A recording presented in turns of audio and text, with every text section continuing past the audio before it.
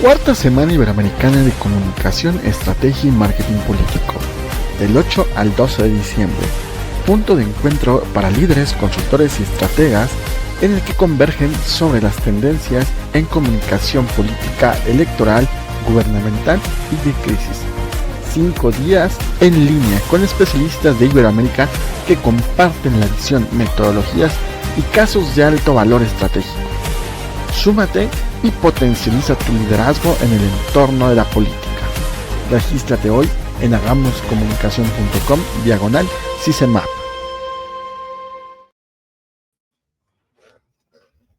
Hola, ¿qué tal? Muy buenas tardes tengan todos ustedes, o buenas noches, dependiendo de qué parte del continente nos estén viendo y de qué continente además, ¿no? Porque justamente esta semana iberoamericana en su cuarta edición, pues tiene gran repercusión en diferentes continentes, principalmente el continente americano, pero por supuesto el continente europeo, y a esto se le han sumado algunas regiones de Occidente, como bien son China, que ayer estábamos revisando, y algunas otras de cercanos a África. Entonces, bueno, qué mejor que les dar la bienvenida. Y por supuesto, esta es la cuarta sesión de la cuarta Semana Iberoamericana de Comunicación, Estrategia y Marketing Político que organizamos desde Cuevas Comunicación a través de Hagamos Comunicación con el respaldo de la Asociación Latinoamericana de Investigadores y Consultores Políticos, ALINCOP. Sin más, me da muchísimo gusto presentar a nuestro conferencista de esta primera sesión que abrirá además, porque vaya, sin duda esta Semana Iberoamericana siempre se ha dado a destacar por contar con representantes que no solamente son punto de referencia, sino que además les interesa compartir la parte de la política, les interesa aportar a la profesionalización de esta misma, y que por supuesto esto vaya más allá de simplemente la parte teórica y demás, sino al contrario, que todo esto vaya aportando y vaya dejando huella. Sin más, quiero compartirles a el conferencista de esta tarde con el que iniciamos, noche para él, desde España. Él es el maestro Miguel Ruiz, perdón, Daniel Miguel, perdón. Él es el maestro Daniel Ruiz Miguel con el tema ¿Cuánto pesas? Por si fuera poco y quienes no tienen el gusto de conocerlo, quienes tenemos el gusto, les voy a compartir un poco de su semblanza. Solamente denme un segundo porque no sé qué se está trabando justo. Es un especialista que se ha dedicado a la parte de la comunicación, tanto en entes de gobierno como es el gobierno de Aragón, el Ayuntamiento de Zaragoza y por supuesto algunos diputados o diputaciones de Zaragoza y de Huesca de España, por supuesto. Cuenta con un máster en comunicación política, pero además empresarial. Es profesor de historia, de español. Tiende mucho a aportar sobre modelos de Naciones Unidas en los 3 continentes, y por supuesto que a esto se le suma pues su trayectoria que lleva y que siempre está compartiendo el conocimiento. Sin más, muy buenas noches, estimado Daniel, ¿cómo estás? Muy buenas noches, José Luis. Muchísimas gracias por invitarme. No, al contrario, gracias a ti por hacerte un espacio. ¿Qué hora es allá en Zaragoza? ¿Estás? Sí, las 11 de la noche son por ahí. Muchas gracias por sumarte a este evento. Tenemos ya lista tu presentación, así que adelante, este espacio es todo tuyo. Gracias, José Luis. Muchísimas gracias a todos los que nos estáis viendo desde lugares tan distantes. Bueno, esto de cuánto pesas no tiene nada que ver con el peso de uno, se refiere al peso relativo, al peso en política. No os voy ahora a contar nada en relación a, bueno, pues todo lo que tenga que ver con personas, políticos en particular. No, simplemente vamos a hacer dos momentos que yo creo que además están bastante relacionados, por un lado, con Hispanoamérica y por otro lado también con España, para que ustedes hagan un poco un análisis. Por un lado, vamos a hacer el peso relativo de una región pequeñita, pequeñita en cuanto a número de personas de España, con la presidenta de México, Claudia Sheinbaum, y un peso semejante entre la presidencia de Argentina con Javier Milei y Pedro Sánchez, la presidencia de España. Bueno, José Luis, si puedes pasar la siguiente diapositiva, te lo agradezco. Muchísimas gracias. No os voy a contar ahora lo que es Donald Trump ni nada de eso porque os voy a aburrir. Pero sí que es verdad que me gustaría decirlo de Estados Unidos Edition, ¿no? Es decir, eh, todo esto que os voy a contar ahora tiene bastante que ver con el nuevo paradigma de la comunicación política que nos ha traído pues bueno, la espectacularización de la política norteamericana. Nosotros cuando hablamos de política aquí y tal, pues aquí lo llaman el trampismo. En España se relaciona, o los medios de comunicación de masas más tradicionales y más, bueno, más chapados a la antigua, como decimos aquí, más del establishment, ¿no? De lo que es el sistema del bipartidismo, que está dominado por dos partidos políticos, que son el Partido Socialista por el centro izquierda y el Partido Popular tradicionalmente por el centro derecha. Bueno, todo esto está a punto de disolverse como un azucarillo. Igual que pasa en España, ha pasado bueno, pues en Francia, en Italia ya ha pasado, en Reino Unido, en fin, da igual el país que cojamos de Europa, que vamos a encontrar con que esta nueva, sobre lo que se ha venido a llamar la alt-right, ¿no? Esta bueno, en inglés la derecha alternativa, pero bueno, ya aquí en Europa se ha venido a llamar la derecha patriota. Ha venido a revolucionar todo. De igual forma que una izquierda muy, bueno, tirando hacia comunista, una izquierda sandía, de esto de verdes por fuera, con el tema del ecologismo, pero rojos por dentro, por eso bueno, a mí me gustó eso de izquierda sandía porque tiene bastante de verdad. Que esto ocurrió hace más o menos una década, ¿no? Pues todo esto ha implosionado, ha estallado en mil pedazos y ahora tenemos este panorama político. Bien, ¿por qué digo esto? Porque esto de el trampismo se ha relacionado con, bueno, aquí lo tienen con la extrema derecha, con bueno, una demonización absoluta de las formas de hacer política de Donald Trump. No vamos a entrar en si es fin, más acertado, menos acertado, sí vamos a entrar en las formas de hacer política de Donald Trump que van a acabar con, bueno, que ya han acabado con ese paradigma que teníamos de, bueno, Obama, de, bueno, el gobierno bonito, ¿no? Es decir, esos discursos, esos speeches tan potentes, tan, bueno, pues corazonadores, perdón, esperanzadores, mejor dicho, esos discursos lo que es el gobierno bonito. Esto ha acabado. Ahora llega el momento del enfado, de lo que aquí venimos a llamar el cabreo. Hay una generación que está muy aburrida, perdón, muy, eh, muy desilusionada con el sistema y esta generación viene a romperlo todo. El discurso, como digo, de Donald Trump está bastante relacionado con las nuevas formas de hacer política que estamos siguiendo en España. Esto del dominio del caos y la autenticidad, no sé si puedes poner la diapositiva anterior, José Luis, que sea, gracias.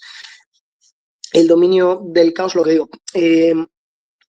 esta forma de sacar del tiesto lo que es la conversación pública y llevarla a tu terreno, el tratar de sacar, bueno, de cada crisis de comunicación algo positivo o ser tú mismo, mejor dicho, el que está provocando esas crisis de comunicación para evitar que se hable de otra cosa o para llevar, pues eso, el terreno, para abonar el terreno comunicativo hacia donde vas.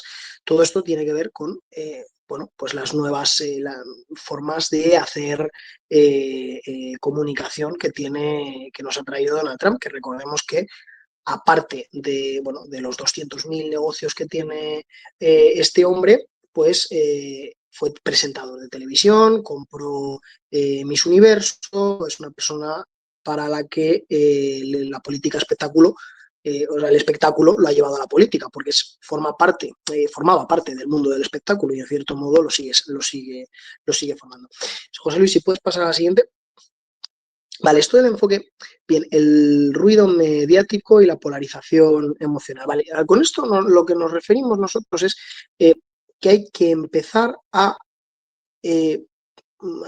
no a rechazar los medios de comunicación tradicionales como tal, porque todavía siguen siendo importantes para un segmento bastante abultado de la población, que no dejan de ser, pues la gente, pues no sé, pongamos 40, 50 años en adelante, cada vez menos, con las redes sociales. Ya las redes sociales, como ya todos sabéis, no son una cosa de jóvenes, no son una cosa únicamente de un segmento poblacional concreto, no, ya las tiene todo el mundo, el que no tiene Facebook ya es de viejo, para empezar, pero ya tienes WhatsApp, tienes TikTok, ahora ya el político que no tiene TikTok está totalmente fuera de juego en ese sentido. Bien, por lo tanto, lo que es el ruido mediático ya no surte el mismo efecto. El ruido mediático que podía tener unas declaraciones en un momento dado, que da así una rueda de prensa, en un canutazo, una inauguración, en cualquier acto público, si es que ya están en redes, ya están circulando gracias a la gente que tienes tú de comunicación y los vídeos que estás sacando o los que te estás grabando tú mismo, en tu mensaje lo estás modulando tú, ya no te hace falta un periodista que vaya a contar lo que tú has contado. Entonces, muchas veces ocurre que hay un canutazo de prensa a las 10 de la mañana, bueno, pues es que a las 11 de la mañana ya está, bueno, ya tienes tu versión, ya tienes tu cara, ya tienes tu contenido en las redes sociales, ya todo el mundo lo puede ver y ya está subido. No hace falta que esperes aquí en España es a las 2 de la tarde para que en el telediario te lo cuente un periodista que seguramente que además de su versión, muchas veces sesgada, es decir, ¿por qué vas a comunicar con un intermediario pudiendo hacerlo tú? Bueno, pues esto Donald Trump lo ha llevado, lo ha sublimado, lo ha llevado al límite. Conocemos un montón de salidas de tono de Donald Trump, lo que entendemos como salidas de tono, pero en realidad lo que ha hecho ha sido monopolizar el debate público y llevarlo hacia donde él quiere. Bien, de todo esto se aprende. Y esto lo estamos viendo ya en muchos políticos que ya son del otro ala. A mí me gustaría también decir, por ejemplo, el caso de Alexandria Ocasio-Cortez. Hubo un momento en el que esta mujer, que es lo que entendemos de extrema izquierda, era el no va más en comunicación política. Y sin embargo, ahora ya pues, vemos que se está quedando atrás, que está cogiendo formas de la alt-right. En definitiva, todo esto acaba siendo una bola, bueno, pues en la que unos acaban copiando, tomando ideas y demás. Y todo esto lo inaugura o lo lleva a su máxima expresión Donald Trump. Bien, eso de la polarización emocional es muy importante porque no podemos hablar de lo mismo si estamos en un periodo de ilusión o de paz o de paz social, quiero decir, paz social, donde haya cierta prosperidad, donde más o menos las clases medias aspiracionales lleguen a, bueno, a creerse o a, bueno, a sentir que su situación económica y demás empieza bueno, va mejor, ¿no? Si esto va al contrario, si cada vez hay más impuestos, si cada vez la gente vive peor, si cada vez hay más inseguridad en las calles, si se percibe que hay corrupción en el gobierno, bueno, pues todo esto lleva a un clima social diferente y para eso la polarización emocional es importantísima. Hay que saber leer las situaciones. Lo que vamos ahora a poner como ejemplo sirve para momentos de muchísima crispación, tanto por un lado como por el otro, crispación social, quiero decir. Vale, muchas gracias, José Luis, lo has leído perfectamente. La clave, como digo, es hacer esto de narrativa personalista. ¿A qué nos referimos con narrativa personalista? Esto de ya no utilizar los canales de comunicación que son tradicionales, que como digo, son pues, la radio, la televisión, en fin, todo esto, los medios de comunicación de masas tradicionales.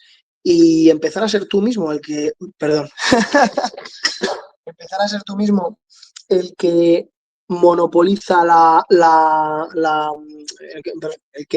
el que lleva a cabo su propio mensaje, pues esto lleva a una personalización de lo que es la, la, la narrativa, como digo. Eh, lleva a su vez la marca personal. cuando uno piensa en Donald Trump o cuando uno piensa en, bueno, tío, estoy hablando de los más grandes, ¿no? Pero cuando uno piensa, sí, pongamos Donald Trump, uno no piensa en el Partido Republicano, uno está pensando en una marca personal, es él. Probablemente cuando él desaparezca o tal, ya salga de la esfera pública, nos encontremos con que los republicanos se fijan a otro y demás, pero ya no piensas, nunca se habla del Partido Republicano, siempre se habla de él. Esto se ha sublimado en Italia también. En Italia tenemos otra de estas representantes del alt-right, que es Giorgia Meloni. Giorgia Meloni, que está ahora mismo en el pico de popularidad, tanto en su país como en la Unión Europea. Bien, pues Giorgia Meloni que de esta mujer ya hemos hablado aquí con anterioridad. Ella nadie piensa en su partido, pasa exactamente lo mismo, se ha comido su partido. Ya tiene Fratelli d'Italia, ¿no? Pero ¿quién piensa en Fratelli? Nadie. Y probablemente de esto hemos aprendido mucho también de Hispanoamérica, porque en Hispanoamérica lo que suele ocurrir es que no tanto en México, pero porque en México de hecho tienen un partido que como ustedes saben es el PRI, y luego Morena, que eh, son partidos sistema, son partidos muy grandes y que aupan a una personalidad u otra y se tienen que quedar ahí, ¿no? Pero, por ejemplo, en Perú muchos de los candidatos se agrupan y se reagrupan y vuelven a agruparse en algo que es un partido político, pero que en realidad son plataformas unipersonales. Son plataformas que se hacen para que un candidato concreto llegue al poder y luego para de contar. Bien, pues a esto más o menos es a lo que vamos yendo. Cuando uno piensa en Francia y piensa en el Frente Nacional, ahora ya no se llama Frente Nacional, ahora creo que se llama Rassemblement, ¿no? Es como reunificación nacional. Bueno, pues al final es Le Pen, ¿no? Es Marine Le Pen y previamente era Jean-Marie Le Pen, que eran los grandes nombres.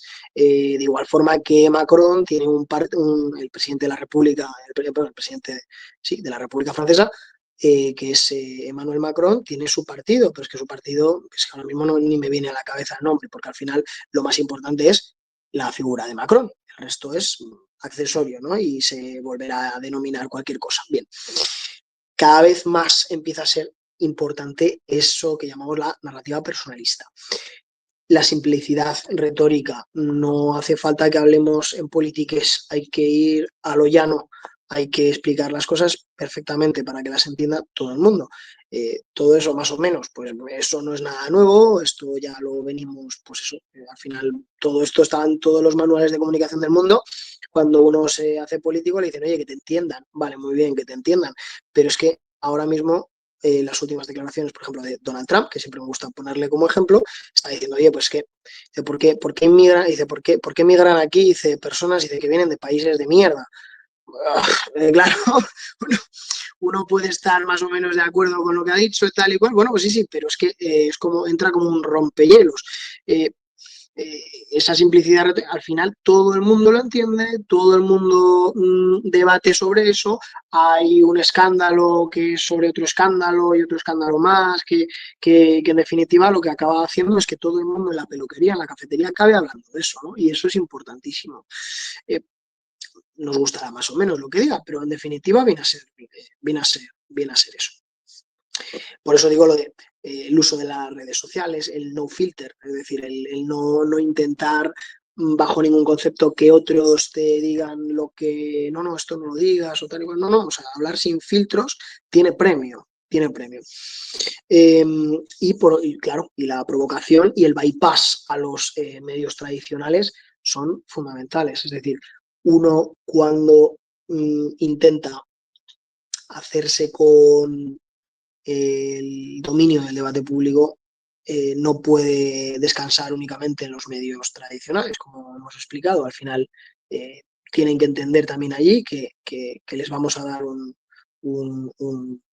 pues un electroshock y que van a acabar por refundirse, por reinvertirse o por sencillamente desaparecer y cada vez más. Es decir, hoy en día están los mass media y después tienes pues los focos de atención, sí, los focos bueno, pues, de población que necesitan de otros canales y que lo van complementando a través de podcasters, a través de contenido pues eso, en redes o sencillamente personas que hacen un contenido personal que interesa por la razón que sea.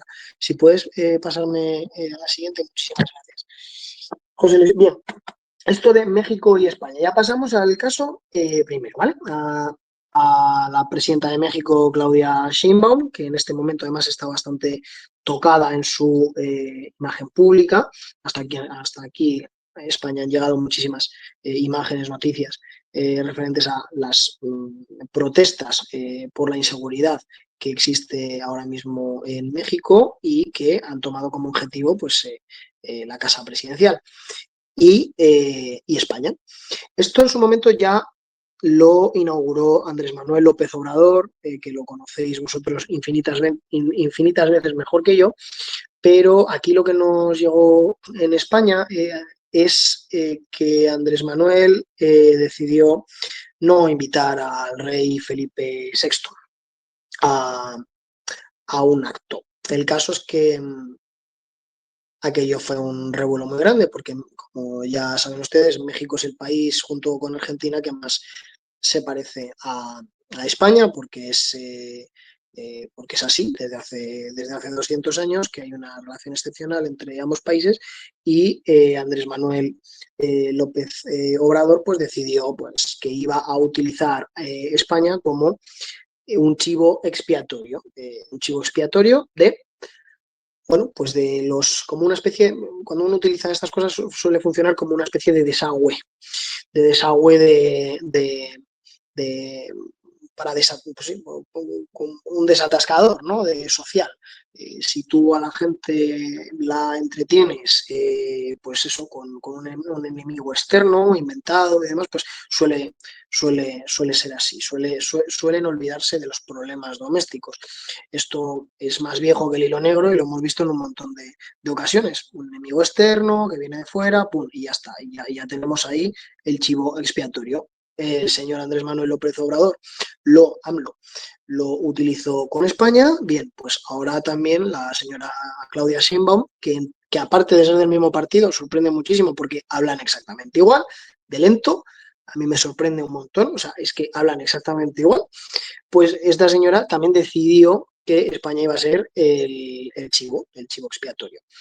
Eh, en aquel momento lo que hace Claudia Sheinbaum es pedir a España, no se sabe, no sé si al rey o al presidente del gobierno, hay una especie de confusión porque ella en un momento dado alude al rey, pero luego por otro lado también alude bueno, pues como que no conoce muy bien las instituciones españolas. El rey no se puede pronunciar en tal aspecto, pero bueno, da igual.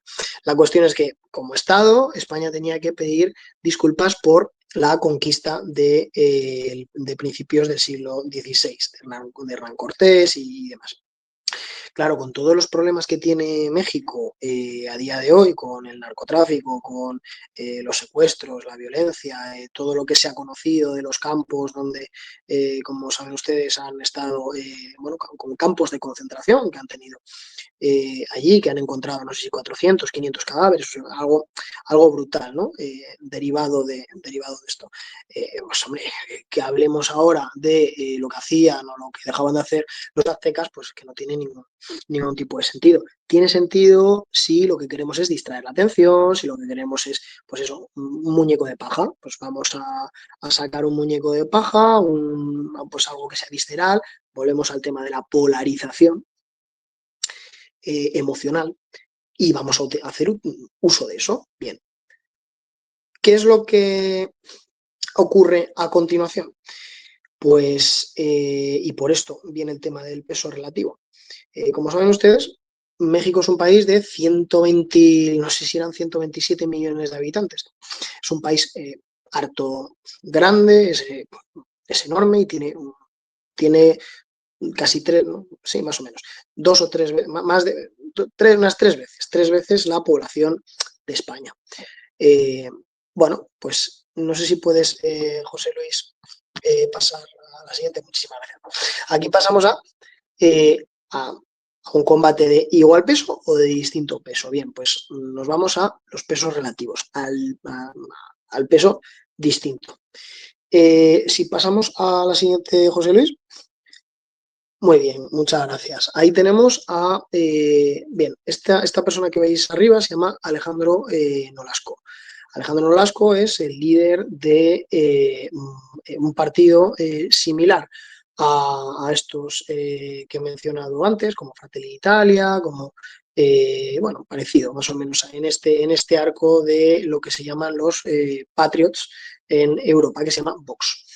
Este partido, para que ustedes más o menos hagan una idea, es el tercero de España en escaños, pero todavía está muy, muy lejos de la representación que tienen los dos grandes partidos del sistema, que son como hemos dicho, el Partido Socialista, que es centro izquierda, bueno, izquierda, y el Partido Popular, que pretende ser centro-derecha. Digo pretende ser porque ahora mismo hay una reconfiguración de todo el arco. Y entonces, como digo, ¿cómo podemos destacar a eso voy?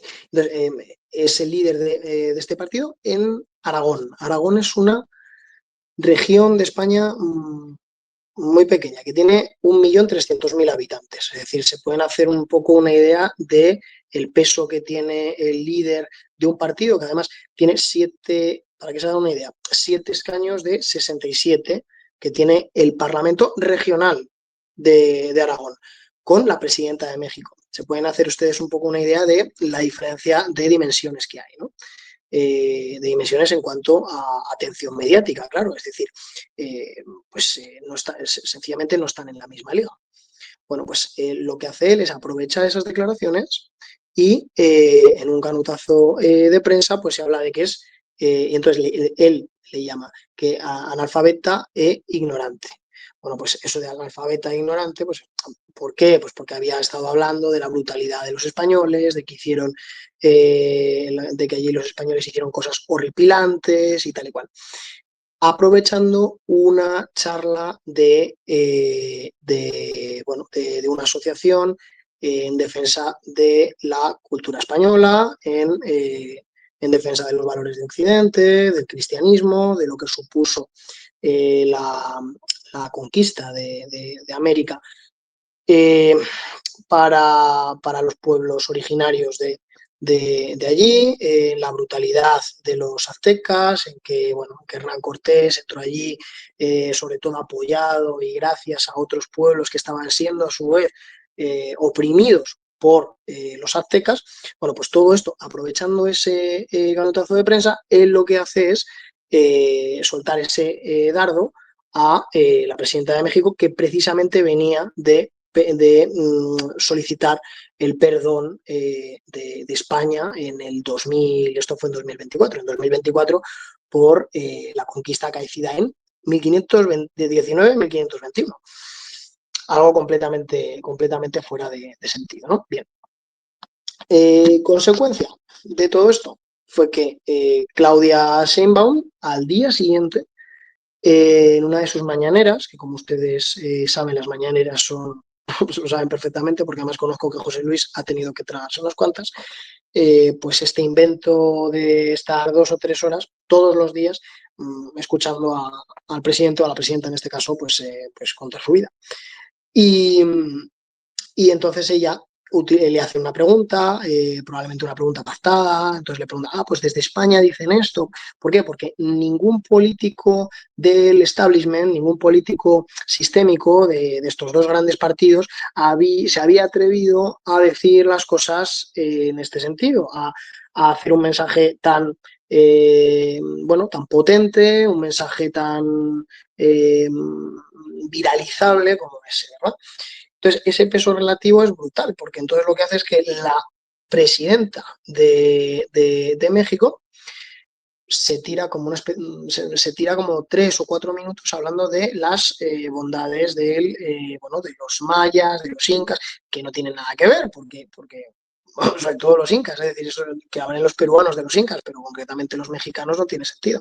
Bueno, pues se pone a hacer una diatriba, no acierta muy bien en fin, la naturaleza de estos pueblos, habla de, pues eso, de las bondades que tenían y demás, lo cual hace que a su vez podamos desde España pues hablar, por ejemplo, del canibalismo que existía en esta cultura azteca y demás. Claro, todo eso siempre bueno, pues digamos que una cosa va escalonada sobre la otra. Si la presidenta de México no hubiera encontrado ningún tipo de utilidad en estas declaraciones, probablemente no las hubiera utilizado, no las hubiera sacado a colación, pero sí que lo hizo. Entonces eso sirve para, bueno, pues relativizar, o sea, para que ese peso relativo sea brutal, ¿no? Y entonces hay una explosión pues eso, de vídeos, ya en ese momento los medios tradicionales, aparte de Internet, si ustedes lo buscan en Internet verán en TikTok un millón de vídeos sobre este tema, la inmensa mayoría, por cierto, de México. Esto se hizo bastante famoso allí.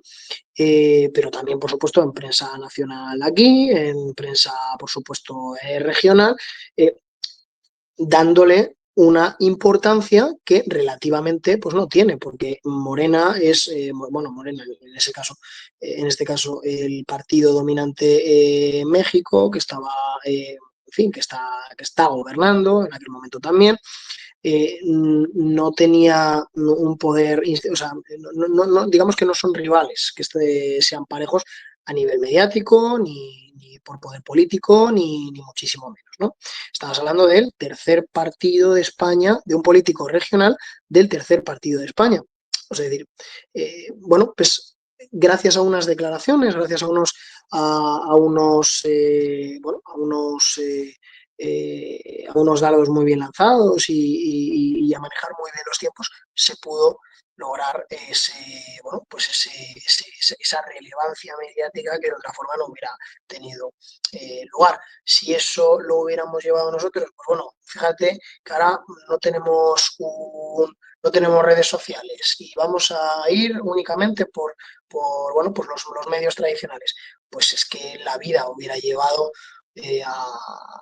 bueno, pues a tener esa relevancia, ¿no? A mí me gusta poner este ejemplo porque es ideal, ¿no? De cómo los pesos relativos pueden funcionar y además ser hasta beneficiosos por ambas partes. Si nos vamos a Milei, perdón, si nos vamos al siguiente, tenemos Milei y Sánchez. Aquí tenemos un caso de pesos idénticos, pesos iguales. Ambos son presidentes de sus países, ambos están, digamos, nivelados a nivel institucional, poder político, etcétera, etcétera. Como saben ustedes, Milei es el presidente de Argentina, Pedro Sánchez es el presidente en este momento de España. Bien, siguiente escenario. Pedro Sánchez eh, está acosado judicialmente. Bueno, en fin, no ha acusado judicialmente, tiene un montón de causas. Su entorno, un montón de causas judiciales abiertas, su entorno, sus secretarios de organización de su partido político, su mujer, su hermano, su suegro, que ya está muerto, pero en fin, se están empezando a destapar una serie de delitos o presuntos delitos por los que el presidente de España en este momento tiene, aparentemente, parece que tiene los días en el poder contados. Bueno, pues en este punto, Milei se encuentra en Madrid. Estamos hablando del año 2024 también, un poquito después de esto. El presidente Javier Milei, como digo, se encuentra en Madrid en un meeting, ¿vale? En un meeting, por cierto, del mismo partido político Vox del que hemos hablado anteriormente, porque también son, digamos que son fuerzas semejantes. Lo que es el partido de Milei, La Libertad Avanza, está muy relacionado con este, ¿no? Digamos que son de la misma familia política. Bien, Javier Milei en su meeting ante un montón de miles de personas. Por cierto, además yo me encontraba allí, lo vi en directo, y junto con otro montón de periodistas que estábamos tomando nota, y de repente pues vemos que el presidente Milei, una de las cosas que hace pues es contar su diatriba económica. Se puso bueno, entró cantando, después se puso a hablar de economía, es una persona, volvemos a lo mismo, es la imagen personal, la firma personal, él es así, él tiene esa autenticidad, se premia muchísimo en redes. Él cuando se graba también en un momento dado, también dice que a él no le peina a nadie, que le peina Olo, pero lo dice de una forma muy malsonante, porque además él es muy mal hablado, también un poco porque es parte de la cultura política argentina y allí pues es más o menos normal, al menos por lo que nos hemos enterado ahora, pues parece ser normal lo de insultarse en televisión, mucho más, al menos mucho más que en España. Aunque hasta para eso también estamos empezando a tomar también caminos semejantes. Bien, en un momento dado, como digo, él le dice a Pedro Sánchez la corrupta de tu mujer, o se refiere a él, dice y la corrupta de su mujer. Claro, en ese momento pues saltan todos los titulares. Algo que, bueno, hubiera pasado sin pena ni gloria, porque junto con Milei también vinieron otro montón de líderes políticos, pero bueno, Milei llamaba mucho la atención, acababa de ganar las elecciones en Argentina, era la gran estrella, bueno, pero claro, es que estaba llamando corrupta a su mujer, que luego, por cierto, esta mujer tiene 5 o 6 causas judiciales pendientes, lo cual en fin, parece ser que no iba desencaminado el señor Milei. Bien, pero él dice esto, ¿no? Todos los medios hacen eco y Pedro Sánchez lo que hace es utilizar este hecho como, en vez de templar gaitas, que es como decimos aquí, que es, bueno, pues hacer juego diplomático, política tradicional, España y Argentina, al igual que España y México, son países hermanos bueno, y las relaciones diplomáticas entre ambos países, pues no deberían, ni mucho menos, verse perjudicadas, pero sí, pero Pedro Sánchez le da absolutamente igual bueno, y decide utilizar este dardo que le manda Milei en su beneficio. Esto acaba escalando. ¿Qué es lo que hace Pedro Sánchez? Empieza a escalar una, una tensión diplomática entre ambos, con un cruce de acusaciones.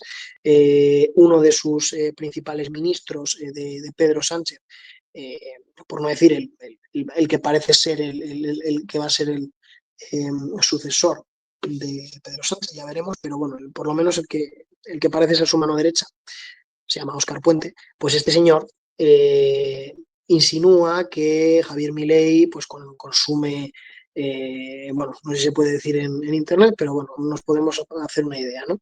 Una sustancia blanca.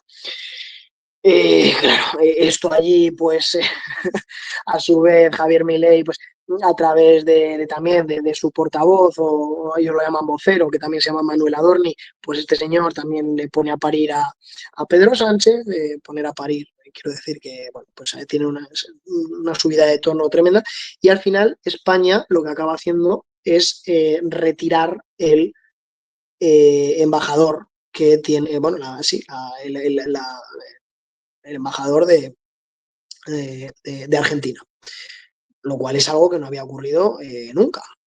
España nunca había retirado el embajador de Argentina, eso se hace en unas crisis diplomáticas muy fuertes. Claro, porque digamos que están utilizando un tema personal bueno, están mezclando un tema personal entre las instituciones, ¿no? Bueno, si puedes poner, muchísimas gracias. En esa imagen, que es ya la última, ahí veis a los dos. Esa señora que aparece ahí es la mujer de Pedro Sánchez, es por la que saltó todo este embrollo.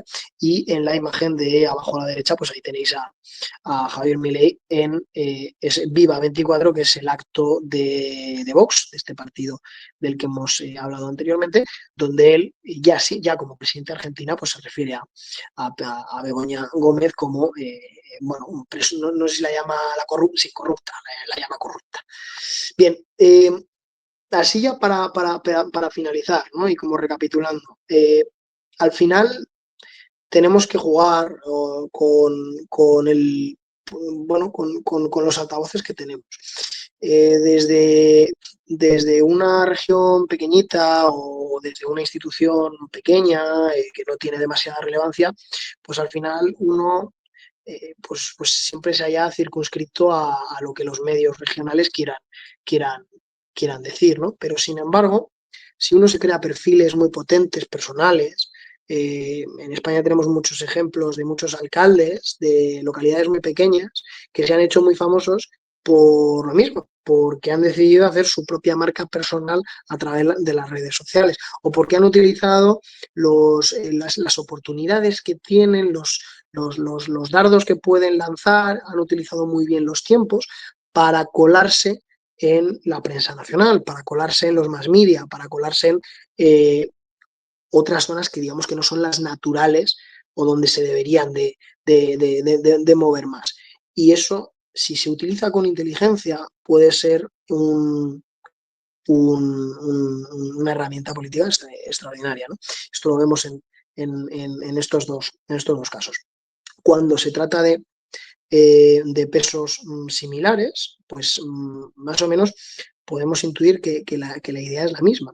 En estos dos casos, en el caso me refiero de Pedro Sánchez y Javier Milei, ambos utilizaron las herramientas de los estados bueno, y digamos que, que, que se trata de gigantes, ¿no?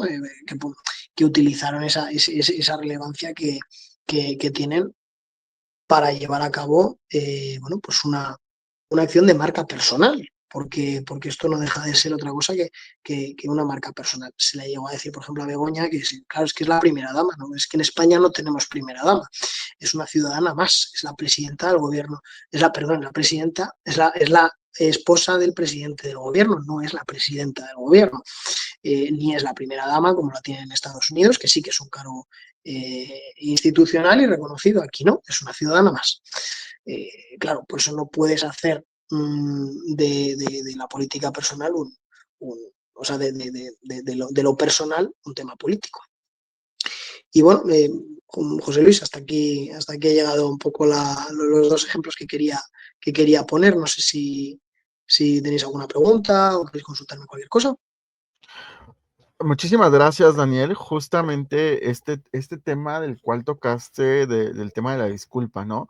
Un tema que ha dado mucho de qué hablar, no solamente en México, en ambas naciones, y que además, pues que justamente este tema ahora sale a relucir, y todo lo que has comentado en el nuevo libro del expresidente de México, Andrés Manuel López Obrador, que recientemente ha publicado bueno, que ha salido a la venta ya hace 1 o 2 semanas atrás, y que precisamente a los comentarios yo no lo he leído, este, por diferentes circunstancias ideológicas y demás, pero, pero algo que nos comparten quienes ya lo leyeron es que incluso narra otra historia de las culturas prehispánicas, antes de la llegada de los españoles. Entonces, venir a cambiar todo el concepto, como bien lo compartiste, venir a identificar esta parte donde, pues, es una historia que ya está contada, que a final de cuentas, como bien lo dijiste,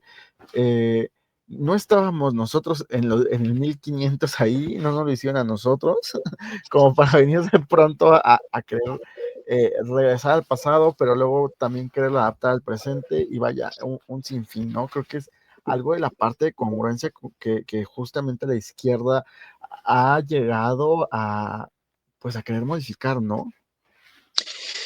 Bueno, eso imagino pasa en México, pero es que en España venimos sufriendo de lo mismo. Mira, yo soy historiador y yo, por ejemplo, es verdad que en la facultad, bueno, aquí venimos de esto del mayo del 68. Como bien sabes, antes en España teníamos una dictadura de corte, pues eso, autoritario, conservador, llámalo X, ¿no? Pero bueno, sí, de derechas del general Franco. Aparte, ¿qué pasa con estas cosas? Que esto es un pendulazo. En el momento en que se inclina el país hacia un lado ideológico, la siguiente generación pega un pendulazo para el otro lado. Entonces, durante los 80 y los 90, España fue poderosísima, bueno, y sigue siendo poderosísimamente de izquierda, y sobre todo en ciertos ámbitos de la cultura, de la universidad. La universidad está totalmente tomada, ¿no? Bueno, pues por la izquierda y o sea, es decir, no son representativos de la sociedad, porque la sociedad en general es bastante más conservadora que el mundo cultural o que el mundo universitario en España. Es que yo recuerdo en la universidad, es que alguna vez lo he comentado con compañeros míos, digo, ¿podéis decir un solo profesor que abiertamente dijera que fuera, ya no de derechas, que fuera conservador? No, porque es que no, y uno que yo tengo ya idea que pudo ser o que tengo, ya, pero te lo dijo, no, pero sin embargo los que sí que eran de izquierdas no solo lo decían muy orgullosos, sino que además hacían activismo. Bueno, pues esto que es un tema pues es más o menos focalizado, pero es que más o menos es así en todos los lados. Y lo ves en el cine, lo ves en las series de televisión, tal. Ahora está ocurriendo precisamente lo contrario. Estamos viendo que, claro, es que no hay un solo libro, bueno, ahora ya sí, ¿no? Pero durante mucho tiempo en España el cine y toda la creación cultural tenía que ver siempre desde el punto de vista y del relato, ya no de la derecha o de la izquierda, sino simplemente de la antipatria, de la anti-España, de la leyenda, de lo que viene, es la leyenda negra, que se llama así todo aquello de exagerar todo lo que fue, de mezclar una historia. Y siempre hay que huir de las dos cosas, de la leyenda negra y de la leyenda rosa. O sea, ni todo es de... pero sencillamente no hay objetividad. Es muy difícil en las ciencias sociales tener cierta objetividad, pero lo que no es tan difícil es encontrar pues corrientes de un lado y de otro. Pues eso en España ha estado prácticamente vetado. Eh, lo, ahora nos estamos empezando a dar cuenta de que había un vacío cultural brutal tanto de películas, de series de televisión, de libros, pues que narren, oye, pues es como fue, joder, cómo fue la conquista de México, pero cómo fue también la primera vuelta al mundo, cómo fue esto, tal. Un montón de gestas que tenías que ir a buscar a autores muy raros, autores muy escondidos, muy tal. Oye, esto, ¿por qué no está en el cine? ¿Por qué no se ha llevado esto? Pues porque la hegemonía cultural era de la izquierda. Y ahora estamos empezando a vivir ese momento en el que en pendulazo viene para el otro lado, ¿no? Y entonces venga a recuperar ahora episodios. Bueno, pues es que claro, es que hay que también utilizar estos tiempos. Si este caso que yo te he contado hubiera ocurrido en 2014 o en 2010, probablemente se habría armado la mundial. Aquí en España habría estado vetadísimo, se habría comido, como dice la gente, un montón de hate, ¿no? O sea, digamos que habrían cancelado socialmente y posiblemente políticamente a este político, ¿no? Alejandro Nolasco. Y sin embargo, el momento cultural ahora es otro. El momento cultural ahora pedía en España un cambio hacia la recuperación pues, bueno, pues de lo que es la historia de España, ¿no? Desde otra perspectiva y recuperando pues ciertos puntos que, oye, que parecían perdidos. O decir, oye, es que Hernán Cortés, un asesino y un tal. Es que a mí me llegaron a explicar toda la historia de España como si todos hubieran sido asesinos, violadores o tontos, ¿no? Es decir, el que no era un violador o un asesino era tonto. Pero es que te ibas a las series de televisión y ves que prácticamente es así. O sea, que es que cada vez que narran un episodio histórico, oye, pues el que parece majo y tal, ese es el que pierde, porque en definitiva, algo completamente sesgado. Pues cuando la presidenta Claudia Sheinbaum hace estas declaraciones, es el momento, digamos, del resurgir del pendulazo. Y por eso será ese, digamos, ese golpe mediático, por eso hay tanta contestación, por eso es tan fuerte el impacto, ¿verdad? Entonces, insisto, es el tiempo. Lo Claro. importante es saber medir el tiempo y lo que estás hablando en este momento. Oye, pero además, Daniel, yo creo que aparte del tiempo, yo creo que la falta de lectura, ¿no? Justo me hice hacia atrás porque aquí tengo uno de los libros. Si no mal recuerdo, este libro fue por el cual yo me empecé a interesar en leer. Y esto fue hasta la preparatoria y fueron las cartas de relación de Fernando Cortés. de Hernán Cortés, perdón, y que justamente narran toda esta parte de la historia del descubrimiento y demás. Pero si tú le preguntas a la gente coloquialmente en la calle, oye, ¿has leído qué dicen las cartas de relación? ¿Cómo dicen, cómo describen a Hernán Cortés? Las españoles, nadie te sabe decir, ni siquiera saben quién carajo escribió las cartas de relación y de dónde es que surgen esta historia que conocemos de este lado del continente, ¿no? Entonces, claro, hay muchísimo para estudiar, muchísimo para analizar, pero también es quién lo está leyendo, qué difusión se le está haciendo desde la lectura, ¿no? Ahora en México encontramos con esta parte que se van a regalar libros, pero libros izquierdistas, libros hasta ciertas tendenciosos en otros países, ¿no? Cuando, bueno, México estamos un poquito para llorar con el índice de lectura que tenemos y que cada año se publica, ¿no? Hay un autor mexicano que se llama Zunzunegui, no sé si le conoces, pues este señor está dando un montón de conferencias por España, porque es que, claro, da gusto escucharle, pero y digo da gusto escucharle porque aparte que es un señor muy culto y demás, pero sobre todo porque estamos sedientos de escuchar algo que no fuera que el español era el más tonto de por allí, que la conquista fue todo un error y que todo era, en fin, sudor, lágrimas y demás, ¿no?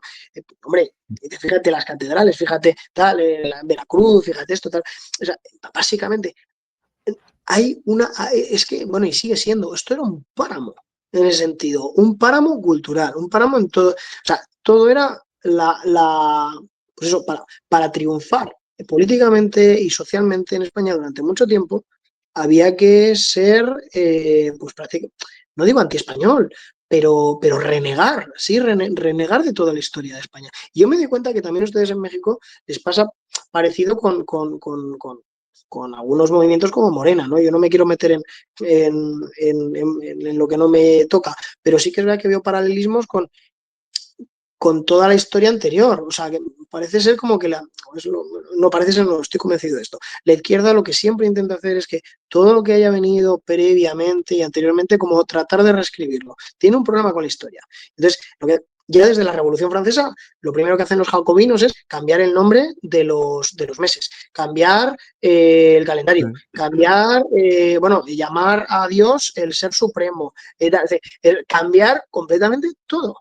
Porque tienen ese adanismo mental, ¿no? Vamos a empezar todo de cero. No vale recuperar nada de lo que hayamos heredado de nuestros padres. Bueno, pues es que esto al final yo creo que es un poco el funcionamiento. Si nos vamos a para la Unión Soviética o movimientos parecidos, vemos que también hay una reescritura de la historia siempre. Es que es la negación sobre la negación.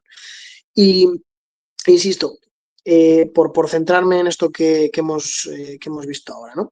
Eh, uno de los mensajes, por ejemplo, de estos vivas, pues, vivas de los mítines de este partido político del que te hablaba antes, que se llama Vox. Vox. Sí, uno de los tal era la historia que hicimos juntos, ¿no? Algo así. Y se trataba eso de recuperar bueno, esa historia compartida y demás. Fíjate que hay un tema en los años 90, bueno, en el 92, yo fíjate que nací en el 91, pero en el año 92 se cumplen, ¿cuántos eran? 500, ¿no? 500 años se cumplieron 500 años del descubrimiento de América. Pues coño, no se llamó descubrimiento, se llamó, lo quisieron llamar desde España el encuentro, porque ya en el 92 estaba súper mal visto. Pero, hombre, joder, Claro, esto no ocurría en Gran Bretaña con sus colonias y ellos sí que fueron claro. muy buenos. Eh, Sí, acá en México se llamaba el Día de la Raza. bueno, pero, no, pero es que en España también se hablaba del Día de la Raza, lo que pasa es que eso traía reminiscencias de la dictadura. Entonces, claro, como había el Día de la Raza, entonces aquello se tuvo que cambiar y entonces se llamó el Día de la Hispanidad. Exacto. Bueno, no, bueno, que tampoco pasa nada por el Día de la Hispanidad, pero es que luego la izquierda puso de moda el que no había nada que celebrar. No hay nada que celebrar, no hay nada que celebrar. Así es. Bueno, Estimado Daniel, nada que celebrar no sé yo, pero hay unos 600 millones de hablantes en el mundo que podemos comunicarnos por esta razón. Entonces, es decir, bueno, pues lo que insisto, el momento, siempre buscando el momento. Y en así este es. caso se encontró. Muchísimas gracias, Daniel. Yo sé que podemos andar en este tema y ojalá podamos programar una masterclass sobre este tema de izquierda. Está bastante fascinante. Por ahora te entrego este reconocimiento que entrega Croas Comunicación al INCOP, Hagamos Comunicación, al maestro Daniel Ruiz Miguel, tras haber participado como conferencista en la cuarta Semana Iberoamericana de Comunicación, Estrategia y Marketing Político, que se realiza del 8 de diciembre al 12 de diciembre a través de hagamoscomunicación.com. Se extiende este documento hoy, 11 de diciembre, en Ciudad de México, México. Lo firma el presidente de la Asociación Latinoamericana de Investigadores y Consultores Políticos, al INCOP, el maestro Francesco Aycar, y por supuesto tu servidor José Luis Cruz, director general de Croas Comunicación.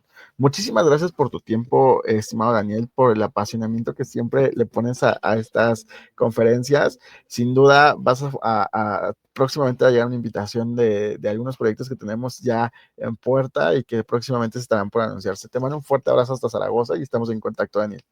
Muchísimas gracias, contar conmigo cuando queráis. Un abrazo desde España a todos. Gracias, hasta luego, Dani. Ha sido justamente Daniel de España y vamos con la siguiente conferencista que ya la tenemos acá en puerta.